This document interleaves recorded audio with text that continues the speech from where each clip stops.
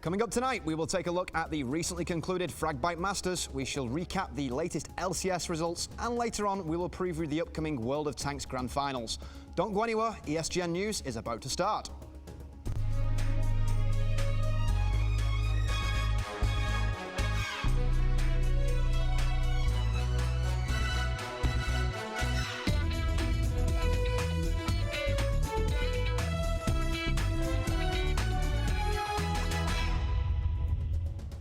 Hello and welcome to Studio One in Babelsberg, Germany. I am Jason J. Atkins, ready to bring you another exciting week of all the esports news. Today being March the 31st, a landmark date in esports history, marking the moment when the number of monthly active players across all of the Call of Duty titles reached 40 million.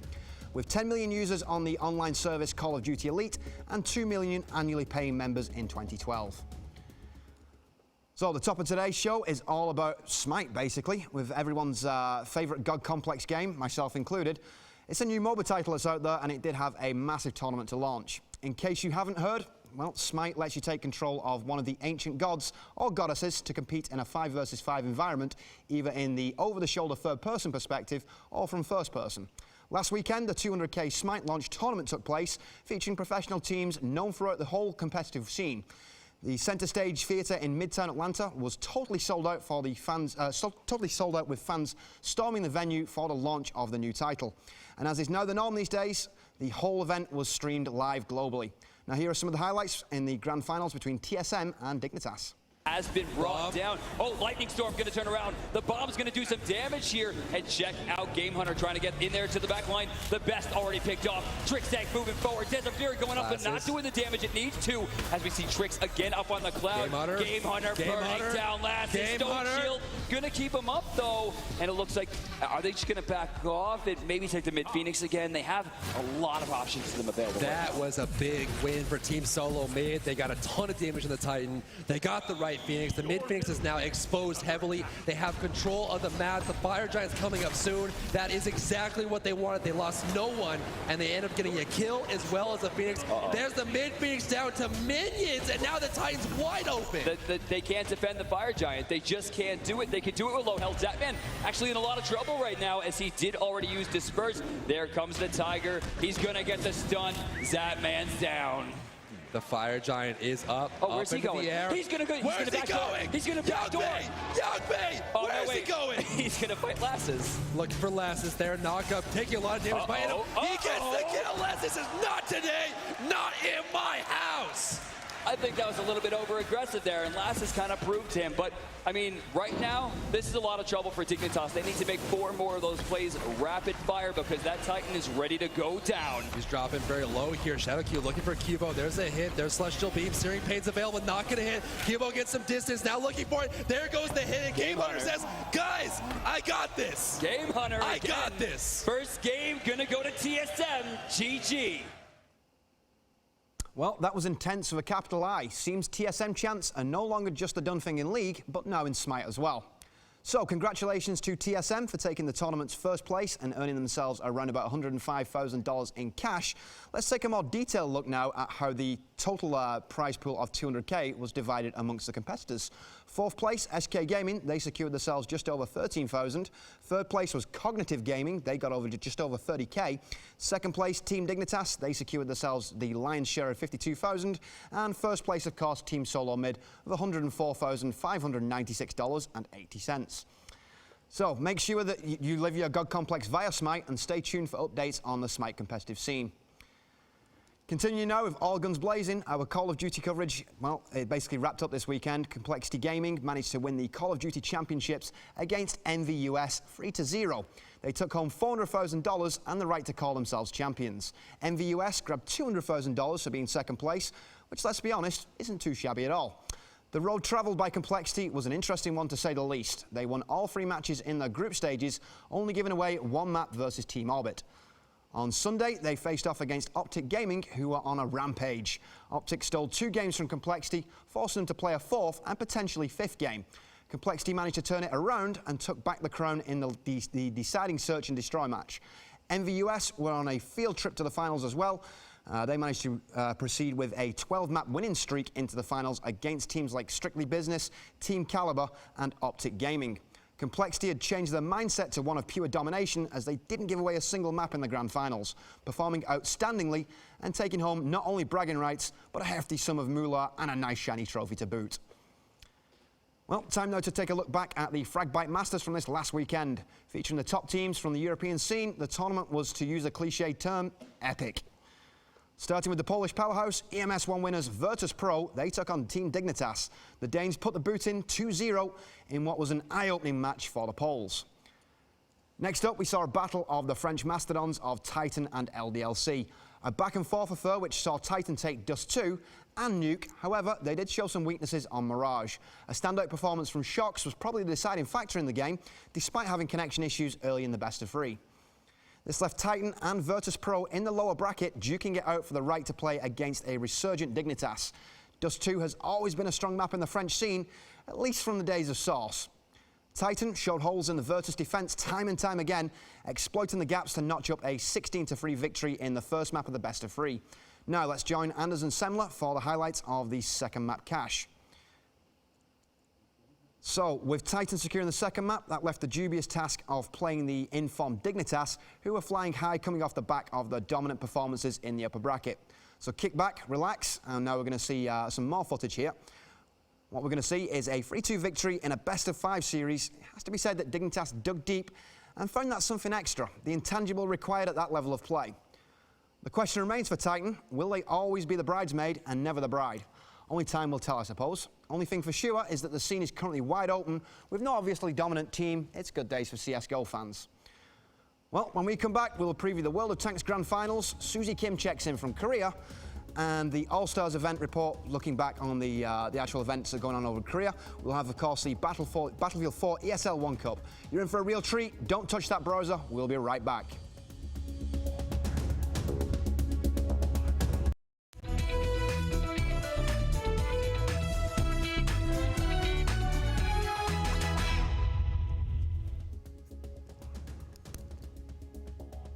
Welcome back to the desk, week 2, and I am reliably informed I am still not Asian.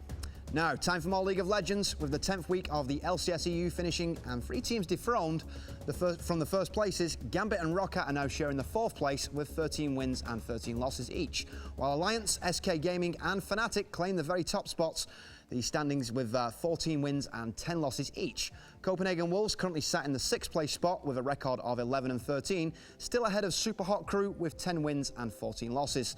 And the last place, well, that's Millennium, rooted to the bottom of the table with 7 and 17, I should say. So, doesn't look like they will give it away, but on a side note, there was drama on the first day of the 10th week as the game between SK Gaming and Gambit Gaming had to be remade. This was due to a bug on Darian's Aatrox. The bug was has been known, I should say, for some time. It lets Aatrox's W skill proc after only 2 uses instead of 3 uses. So it appears to be random and can't be forced. Gambit won the game, but it didn't count. Instead, the admin's decision was to remake, and it was reenacted. So SK later went on to win that game. Alliance added 1 more win to their streak by beating Roccat on the first day of play. Also, Fnatic took a victory over the Super Hot Crew. The second day started with a match between SK Gaming and Alliance. SK wasn't able to stop the momentum of Alliance, and the win streak advanced to 8. Unfortunately, Gambit Gaming lost their second match as well, this time against the Super Hot Crew in what many consider an upset. The last matches were contested between Fnatic and Millennium, which was won by Fnatic, and Roccat managed to best out Copenhagen Wolves. We gathered some of the highlights of the games between Alliance and Roccat. Check them out now. Teleport coming in. Zazas is going to join the party. He teleports onto the minion. It's going to be a 3-on-3. It's a melee, but Frogger's going to join the party as well. Nif gets a flay on towards Yankos. They're going to try and focus him. Not really the right targets. Instead, Shook gets focused. He's the tankiest member of the team. The rocket doesn't quite land. Zazas does finally get in there. Nif's going to get caught out. He actually takes the death sentence into the fight for some reason. He goes down. It's a 2-for-0, and Roccat are going to keep on pushing. Frogger now caught out. The chopper's not quite enough to catch on towards him. The lead not really a part in this fight. The Baron taken very low. It's only got 600 down. They do manage to finish it off. Now, what can Roccat do about it? Can they try and capitalize on them low hit points? You can see Nif, big heal comes out from Frog, and as you mentioned, the culling just enough to keep them at bay. Yankos goes jumping in, but it's only the support he's catching out. Shook, meanwhile, catches his ultimate, catches 3 members down there. Lucian doing the damage. Salaman tries to flash away, but Shook capitalized on that one. Tabs gets himself a second kill. He's chasing on towards Zazas. Zazas going to get caught out. Shook runs away, and he goes straight headlong into Froggen. Gets the damage down, takes the lantern. Zazas too worried, and Wicked just running interference. Yeah, there's nothing that Rocket do can to defend this. Xanxus is just getting melted so good. They're caught Froggen! They jumped on Froggen, they get him down. Super Mega Death Rocket, get him the execute. Now they're going to go towards Shook. The leap comes out from Jankos, but you can see how tanky he is. They do take the support down. Jankos using his ultimate to try and speed himself up. The leap will be back available in a moment. Tabs realizes that, runs interference. They pop the cork, does not land on towards Celiva and tries to do the damage. The jump, leap, will Jankos go for it? They're going to try and jump to it. They do, but look at that, Alliance ready and waiting. Now Wicked's going to join the party. They may try and turn this fight on its head. The Culling putting damage down towards Celiva. This is a 3v5 with Alliance chasing on towards them. There's going to be the Dragon Descent. They jump on towards it. Alliance tanks all the damage while Shook goes down. It may be a mistake by Alliance's path. Wicked does drop as well. Now Tabs is going to get focused on. He's dead. The Guardian Angel's just going to simply resurrect him back into the fight that he does not want to be involved in. It's an 8. Alliance need to keep doing. Oh, they've caught Celiva! Oh, that was a great death sentence onto Celiva. The Wicked dives in there. Wicked's going to go down, but it's going to be the price of the AD carry. No, Wicked almost getting away. Shook taking a lot of damage. There's a good focus here from Rocket. They're going to get on towards Nif, but look at Tabs. He's just clearing up in the background. Gets on towards Overpower. One more shot, not quite enough. He does. He gets it. He takes down the mid laner. An Alliance with 4 members alive could finish the game right here. They can finish the game. They've got the damage, and while Rocket made the best of a bad situation, Celiva went down far too quickly in that fight. They needed his auto attacks to shred members of Alliance. Alliance are on the Nexus turrets. This is game. The Nexus turret's dropping. No problem about that. The spear's landing on towards Xanxus. It's Alliance. They're going to take their 7. Hot damn. Alliance looking straight gangster. They seem unstoppable at the moment. So, more action coming from North America now, as they also finished another week of the LCS. Finally, Cloud9 were able to tie things up with Team Solo Mid, both teams having 20 wins and 4 losses, with Counter Logic Gaming still in the 3rd place spot with a record of 16-8, followed by Team Dignitas, who were able to claim Curse's 4th place, making it a tie for 5th place between Curse and Team Coast with 19 and 15 each. And the last place, that goes to Evil Geniuses and XDG with 6 wins and 18 losses between them. Good news for Cloud9, since Counter Logic Gaming came up with the surprise result by beating TSM.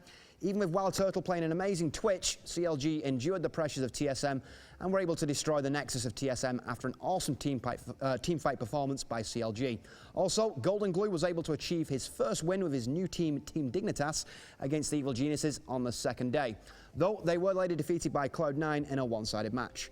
Also, Counter Logic, they took their 2nd victory, as well as Team Coast. Here are some of the highlights of CLG beating TSM. Teleport actually coming in. 4v4 dive attempt. This is going to be big. Nian taking a few turret shots there. They disengage quite well. Nian throwing down pillar to help. It looks like they are going to still get a few shots. There's 5 people up here now for CLG. That's the hook onto X Special. Nobody's able to get in there for the play. Dexter's a little far off. Gets Tempest down for first blood. And he is going to be hit up. How did Link get all the way back there? He's in the fight too. The Lantern out from Afromu. And it looks like they're going to be safe. No move from Bjergsen in mid just yet. There's another kill coming in. Burnout could be coming up for Dyrus, but they wait on that one. 2 kills and mid turret damage. Yeah, I think that's actually pretty disastrous early on for CLG because they are the ones that invested 5 people up there. Oh, but can they get Dyrus? That is nice. Very good job coming in from Double Lift and Afromu. Just talking about that. Vision control. That's all the wards down except for the Vision one that Nian has up. He's really not helping this fight too much. He's going to be going down here. A good focus down by the team, and that is the Vision that's able to give that to him. Straight up Vision denial right there. Yet in North American LCS. He has won this game. Oh, Afromu gets hit up pretty hard. I don't think he'll be able to make it out. Very nice job by the spray and payback from Wild Turtle. TSM special. May be able to get hit. Oh!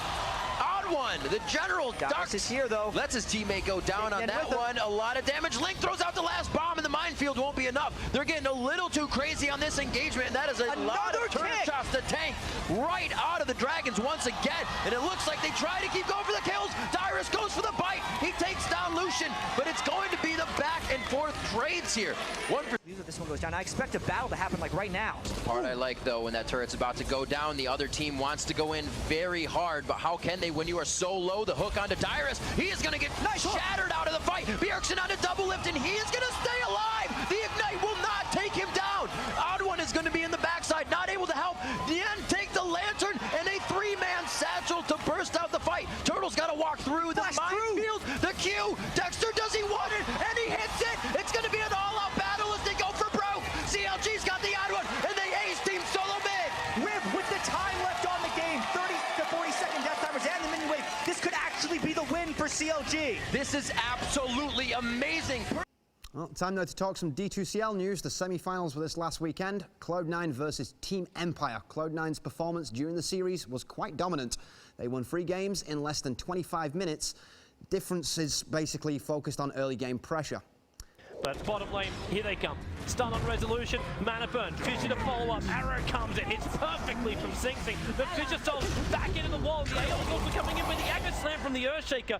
Didn't make it as easy as Empire probably wanted. Both relatively Resolution, this could be the best gank for him in the world. 3 heroes really out of position here, and Vendetta was stolen by the Rubik. So Resolution stays with part.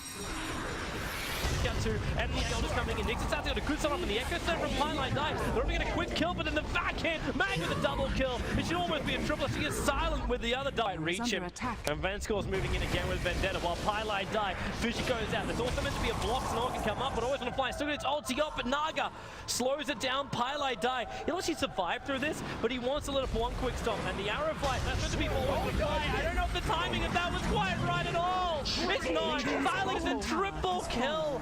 Inside the pit and goes, yo, boys. They're inside of Roshan. Bone7, he's got Blink Dagger, he jumps in. They're using the Naga Sleep. Now Roshan's got 300 life points. They've got to be quick about this if they want to steal the Aegis Immortal. He drops it, Naga drops the Aegis Immortal. They actually snipe this out. They'll lose the Naga, they'll lose the Nyx Assassin. But Naga Siren, they've got to get through him twice. Mana Style's off cooldown in 4 seconds time. Arrow's coming in. It'll connect on Silent. So don't at least have his attack follow up. Mana Style will now pop. And now again with Mirror Image and Mana Style, they mob through the illusions and they're up high enough. Envy, he's going to lose his life now. Look at Vanscore, he stole Saga Siren! He's setting up more kills! It's gonna be brutal. Owie is dead in the middle. 100. Vanscore. He actually gets a pick up on Eternal Envy. Eternal Envy has Naga Sleep and he's just out of range. He throws it out. And the Aegis is on the deck! The Aegis is on the deck. He doesn't have anything though he can drop. He just denies it. He denies it with the illusion instead. And now Naga Sleep stolen by Vanscore. Pylai Die as well as Sing Sing is controlled here. Eternal Envy. He's still fighting up. He's burning out the puck. Echo Slam from Pylai Die. Follow up Fissure. The Dream Call will go for Resolution, but he dies here in the middle lane. It's a double kill for Eternal Envy. Vanscore triggers up a BKB of all things on this hero. And now it's Envy trying to man fight and back down again. Bone7 can't survive long enough. Silent with the triple. I'll buy back as well. You want a man fight? We're going to do it. Ensnare into the arrow. Somehow the synergy works perfectly. Mag, he's losing life. There's no extra man for him to surge away. Resolution back in here. He'll get off a quick rip, but then face shifting it up. They'll bring down Sing Sing. Envy, can he really fight this? There's enough of him. Disruption from Owie. He's actually going to turn Silent against himself. Watch the burn. Owie, even if he dies right now, he tries to use it, but Silent just damages out too much. And now Silent, he goes down. Envy, Naga Sleep. He'll survive. They're just trying to drop low on Bone7. Hex up the Orb, the Dream Call. BKB will now trigger off here from the Naga Siren. He's trying to pick up anything. Why is that Red Hood Courier in there? It's actually staying with him, so he pops the BKB, and then he puts the BTs back on top of himself. And they didn't get the Courier. The arrow, though, it didn't connect. It didn't connect. They popped the Naga Sleep to back everybody up, and now the BKB... So we can jump in. Bone7 die at the end of the day here, and now Mirror Image is ripped tight. Resolution that triggers own BKB. Pylai died. It's a big Echo Slam, but not enough damage to really make Empire fall back in there. Well, there you have it. Team Empire just not standing a chance against Cloud9, only managing to claim 1 victory. With this deserved win from Cloud9, they will face Na'Vi in the Grand Finals. Well, once we return from the break, we will preview the last week of LCS EU before the playoffs. Battlefield 4 deserves a closer look. We will tell you what you need to know about the upcoming World of Tanks Grand Finals. You don't want to miss out this. ESGN News will be right back.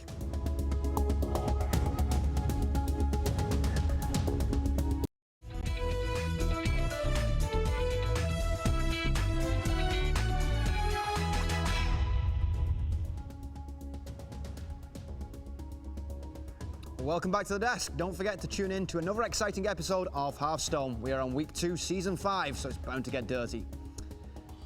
Now, seatbelt, check. Giant steel pipe, check. Chains, triple check.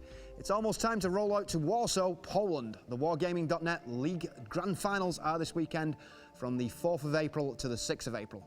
This weekend, you will be able to witness the World of Tanks yearly finals competition where the stakes have never been higher, to win the Monolith Trophy, which has been crafted from steel.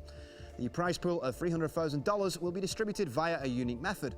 Teams will receive money for their final position as per usual. However, the participating teams will also receive additional money based on their battle-to-battle performances. If a team manages to dominate the entire tournament without losing once, they could potentially win over $100,000. That's a lot of vodka. Wargaming has also added the blitz mechanism to their rules. If two teams finish with a draw, the money will be added to another prize pool, and the team that won the match the fastest will be able to snatch away the money. This is to discourage teams from elongating series by drawn-out consecutive games with passive defensive play. Let's take a closer look at the participating teams. The preliminary stages of the event will have 4 teams per group engaging in best-of-3 battles. The first one, well, that will be Team Synergy, formerly known as Team Dignitas from Europe. The squad has won notable tournaments such as WCG 2013 and the WGL Europe 2013. The team have also been around since 2011, so they're definitely a force to be reckoned with. In Group A, they will have to play off against the former Mouse Sports squad, who are now known as the Lemming Train. Let's hope they're not as suicidal as the name suggests. Next up, German team Wusa, who lost against Synergy during the WCG World of Tanks finals. They are good tankers, but their opponents will be the North American Season 3 champs, who finally overcame Fnatic back in February. With these 4 teams, Group A looks quite stacked. However, Group B is just as exciting. Korean silver medalist NOA will be playing against Energy Pacemaker from China, who hasn't had the strongest showings at international WOT competition yet. Neighbouring Hong Kong-based team, You Are Dead, will have stiff competition from the CIS stalwarts PR Unity. While these Asian teams are well respected in their regions, they have to adapt to different playstyles from Europe and North America. The winner of each group will join the seeded teams in the final bracket, where it's starting to get heated with best-of-5s. The winner of Group A has to face the Korean champions Arite. The winner of Group B will then face off against eternal contenders Virtus Pro. Both teams have outstanding performances in their regions, and will look to solidify their spot on the global podium. The other half of the quarterfinals have already been decided. Chinese champions JL Esports Club will have to shoot their way through North American superstars Fnatic. The last match will be between Southeast Asia's PvP Super Friends. They will be taking on the favourites, that's the Ukrainian squad of Navi. Your commentary host for the event will be a star-studded panel of Pansy, Laughter, Rukil and Doyam. ESGN TV will be reporting on all the festivities. Be sure to tune in live at twitch.tv/WGLEU from the 4th to the 6th of April. More information? Well, head over to WGLleague.net. Now, next up, World of Tanks isn't enough action for you? Well, you are in for a real treat. The Battlefield 4 ESL 1 Spring Cup is about to kick off. The first tournament, well, that was won by Meteor Makers in an amazing best-of-5 against Pyrogen LDLC. So, who will we have to watch this season? Starting off with three German teams, I should say: C-Play, TT Esports, ESC Icybox, and Planet Key Dynamics from Poland. Ex-Aquero will also be joining in the fight. Teams like the French powerhouse of LDLC and GC Esports from Scandinavia. We will also have the likes of Team Dignitas and Team UMAV fighting out for the crown. Will they stand a chance against the all-European teams like Epsilon Esports, Fnatic or Yoki, the winner of the last ESL Cup? Meteor Makers for this season, they are still playing Domination and still have not changed the format, though they are looking into new gameplay modes for the future. The first of the new season's Cup will start tomorrow and wrap up on Wednesday. So be sure to check it out if you are digging the action-packed shooters. It all goes down from 7 PM CET. The current three-way tie for the first and the two-way tie for the second place, I should say, LCS EU heads into Week 11. After last week's drama concerning the match between Gambit and SK, which forced a remake due to the bug with Aetherox, the fight to come out on top at the end of Spring Split has never been so hard. With Alliance and Fnatic being on top of their games, winning both of their matches in Week 10, the throne of European League of Legends is still all to fight for. The third team in reach of the peak are SK Gaming, of course, Ocelot's former team. They proved to be still of importance even after his departure at the end of 2013. With these three teams on the top, first games of Week 11 will directly affect the top placings. With a match point for rank number 1, Alliance and Fnatic will be the ones to start off the last week of the Spring Split.